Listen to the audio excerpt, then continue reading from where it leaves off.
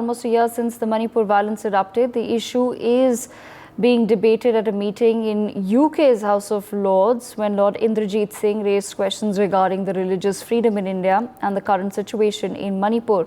Former Prime Minister and Foreign Secretary of the UK, David Cameron, answered the questions pertaining to religious freedom in India and the current situation in Manipur, saying that there have been occasions where these issues have been raised with the Indian government.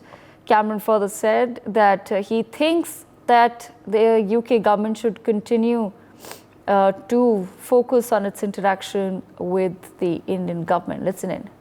Thousands.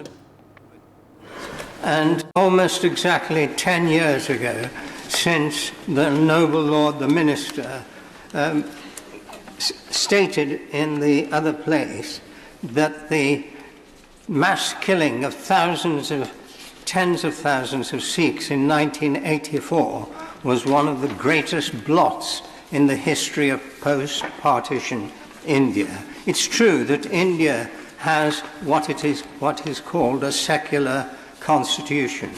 But since then, we've had the riots in Ayodhya where tens of thousands of Muslims were killed. And then we had the Home Minister describing the Muslims as termites. Then there was a mosque, a Hindu temple built on the raised mosque. And Christians have been persecuted again and again. And Sikhs are told that if they behave like Hindus, they are fine. Otherwise, they're termed separatists.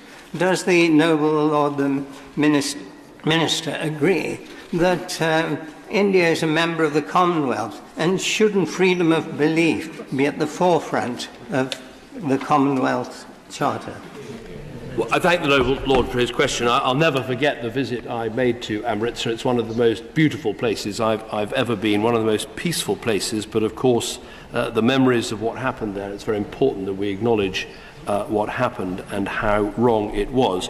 The point he makes about the importance of religious tolerance, of freedom of religious belief in India, they are important points, and of course there have been occasions where it's been something that we've raised with the Indian government, and I think that should continue to be the case. I mean, the original question was about the situation in Manipur, where there has been a very good report written by David Campanale, which I've studied, and I think it's right to say that we shouldn't downplay the religious aspects of some of this strife. Yes, sometimes it is communal or tribal or ethnic, but there in many cases a clear religious part of it, and we should be clear about that. My Lords.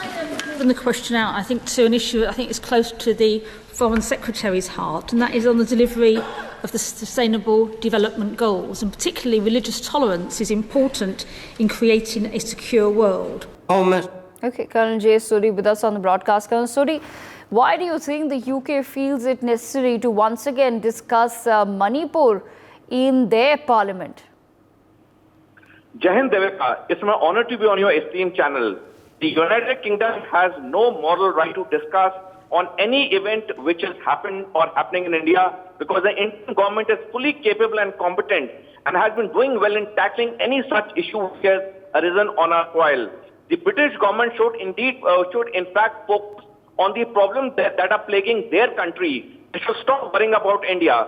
Devika, this particular thing happening in the time when the general elections are about to start tomorrow, clearly there is something fishy with a malified intention. The United Kingdom is doing this because it wants to discredit India on the international forum. Well, the world should know that the Indian government is very strong. We have taken the correct steps. Whenever such things have happened and the people have been sent to bar, they've been given the strictest punishment. No country has a right to meddle in our internal affairs. Right, absolutely. Karan Suri, thank you so much for joining us on the broadcast with your perspective. For more such videos, subscribe to the NewsX YouTube channel, hit the bell icon.